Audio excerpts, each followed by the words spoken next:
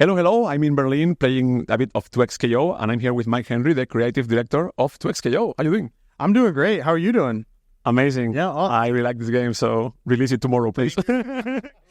Okay, so let's do some questions. Okay, so first off, easy one. What is your daily job? What do you do exactly? Because a lot of people will not know. It's like, this guy, what's a creative director? That's right. So I'm creative director on 2XKO. I look over art, visual design, narrative, and audio.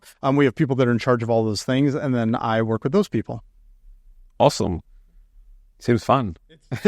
Yeah. Okay, so the first time we saw Project L, 2XKO, it was in L10. I was there. I got excited. But now the game, it's very different visually and artistically. It's a very different game. So what has been the approach to change that art style? Like from that first version we saw to the game we have today, it's very different. So why and how?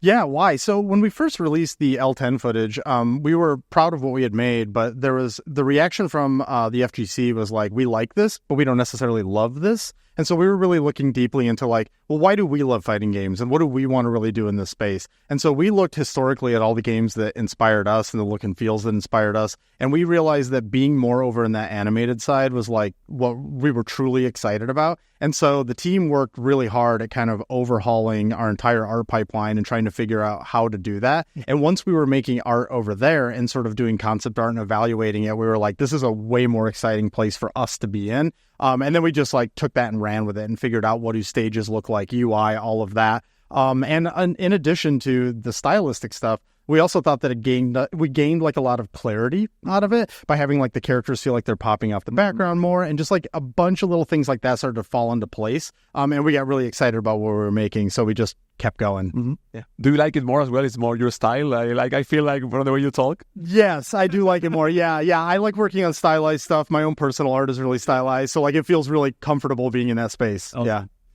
Yeah.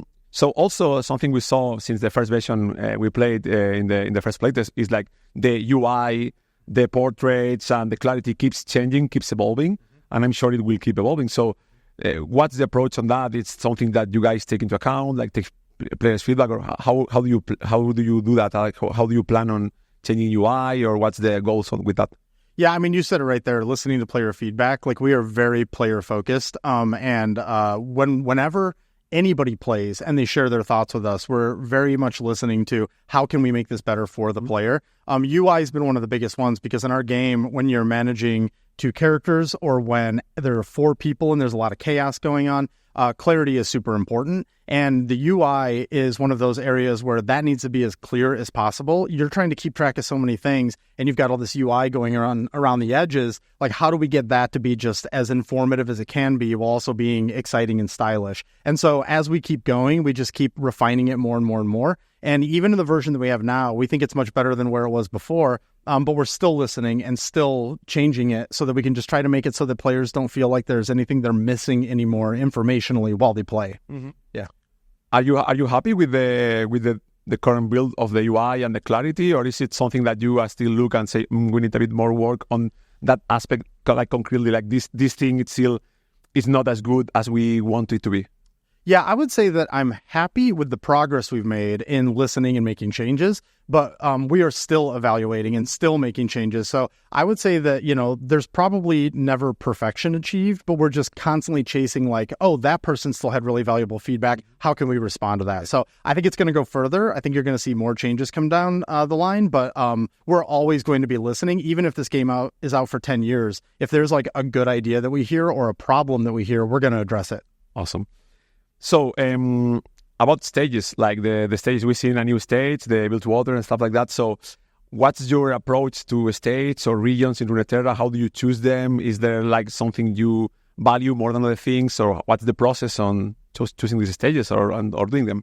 Yeah, so our process in choosing is a lot of fighting game players don't necessarily play League. So we have this whole world that we're trying to bring to players.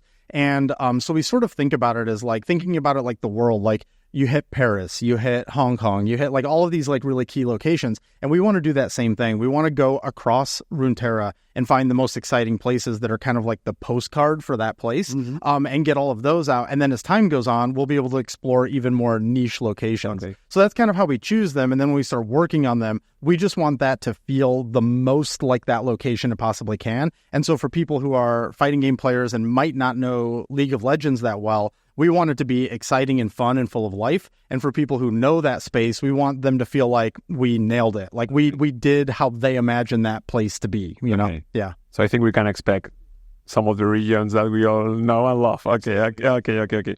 So when you choose champions that go into this game, what's the criteria on, and if you have a say on what champions do you want to have in the game, what's the criteria and how do you make sure they are like similar to the League of Legends counterpart? Because that's something really important in this game. But is it something that you are really into? Like, are you more into the art and stuff, or are you like really, no, this champion needs to be in the game because of these reasons and stuff? Yeah, so there's no one person on the team that decides the champions and who's going to be in it. We all discuss it all the time. One of the hardest parts about this game is we have 168 plus champions, more champions being added all the time. And we're probably never going to be able to get to all of them. So we have to sort of go through them and say, like, what archetypes line up? What are really just cool looking champs? What are champs that people won't expect? And then trying to balance that also with popularity. Like, we don't want to only go after the most popular champs, but we also know that if they're popular, there's a lot of people out there that want to see them in the game. So we try to balance all of these factors and just make sure that at the end of the day, our roster is diverse in many different ways, brings gameplay, brings visual diversity. Runeterra is really exciting because you have all the diversity that humans bring, but then you've also got like alligator people and like, you know, and so we want to be able to get after all of that stuff eventually and present something that's just like really dynamic and fun. And then trying to hit what's in League, we take League as the base all the time. We want to make sure that if you know that champion in League, you're going to feel like we've captured the essence of who they are. And then as time goes on, we have to like expand their moveset and try to like actually build out so then once we've gotten that essence down, like a fighting game character does more than your standard MOBA character does. So we have to fill out that kit and give them a bunch of other moves that feel like it's truly them, but it's expansive. It's expanding who they are. So that's kind of how we look at it. We want to make sure that they hit some sort of a fighting game archetype, but mostly that they are true to who they are. And then when you pick them up, it feels like you're just playing a more elaborate version of that champion. Awesome. And about the inspiration of the champion, is like when you choose a champion, do you inspire in League of Legends, Arcane, Runeterra? Like what's the version of the champion that you are going to see into XKO? Because some of them are like really different design wise or even like moveset wise. So what's your approach on that? Yeah, so we sort of take in the totality of the character. Internally at the company, we have a bunch of documentation on like who is this champion and like what are they about. And so we take that as a starting point. But because a lot of the champions are designed for something like a MOBA, we have very different gameplay needs and visual needs. So we may redesign the character for that reason, or we may redesign the character because we're kind of trying to like evolve them and take them a little bit forward. Something that I've talked about before is that we sort of think of our champions on like a gradient of like a champion that would definitely change up their look and feel all the way to somebody who would like never change up their look and feel. Over here is kind of somebody like Darius. Who's just in his armor, he's ready to go. And then over here is somebody like Echo, who's like more youthful. Maybe he's going to remix his outfit, things like that. But yeah, so we have a gradient, and like over here is that Darius character, and then over here is somebody like Echo. Echo is youthful. He's probably going to change up his look and feel. He's not wearing a uniform, so he can like put on whatever he wants. He's more different in the game. That's right, yeah. So like characters like that, and there's others that you'll see as time goes on, those we revisit a little bit more dramatically than a character like Darius. Yeah. Awesome. Can't wait to see. Thank you.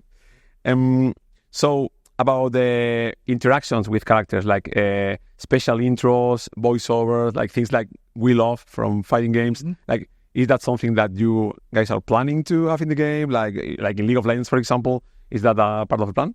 Yes, that is a part of the plan. We're going to show more of that as time goes on. But we think that one of the most important elements of our IP is these characters interacting with one another. And so we want to try and highlight that as much as possible as time goes on. Cool. About the colors, and we saw the amount of colors and fighting game references they have. I had a question, is like, have you ever thought about giving the option like to make your own color or customize your character in some way? I know you cannot talk about monetization stuff, but Like, have you thought in the process of doing something like that? So we've considered things like that. We're not currently going to go down that route. Like I'm thinking of things like CVS2 where you can like go and like change the palette and stuff. And that stuff is really cool. But right now what we want to do is deliver like a little bit more of a core experience where we're like, this is how we want to present the game. And then as time goes on, of course, if the players want something like that, let us know and we'll try to figure out how to do it. Awesome. Also, something that there is a lot of discussion. It's the music. We've heard the music, like the character select. I personally love it, like stages. But there are some clips out there with different musics, and people are starting to ask, will we have like character themes? Like it's something like a lot of people want to know, and I don't know if you can talk about that or if it's the plan. But what about the music? Yeah, for sure. So how should I say this? Our audio director is really hardcore about just knowing the history of fighting games, the way music works in fighting games. So there's a lot of things that have happened in other fighting games that we think are also really good ideas. And you might not see them currently in the game, but we're looking into all of that stuff. Let's just say we're developing a lot of music that you haven't heard yet. And we hope to deliver something that's really exciting that I think will answer some of these questions for you. Yeah. Okay. Thanks a lot, Ben. Thanks a lot for your time and can't wait to play the game, the final game. Thanks a lot. Thank you.